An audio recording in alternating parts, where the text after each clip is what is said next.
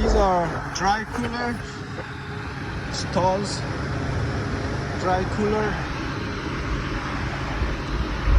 This one is running, taking heat.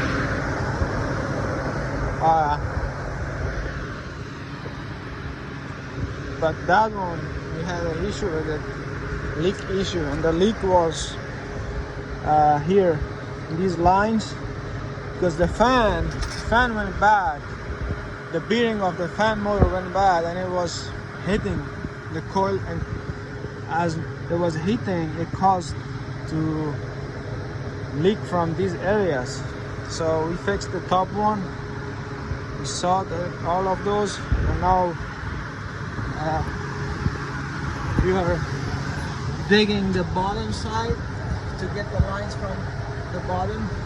You see the coil when dropped down. So trying to fix this area now. It's gonna affect the efficiency a little bit, but still it's better than not having nothing. And we try to replace this unit, but the lead time to get was a year plus, 18 months. So it's better to repair it now.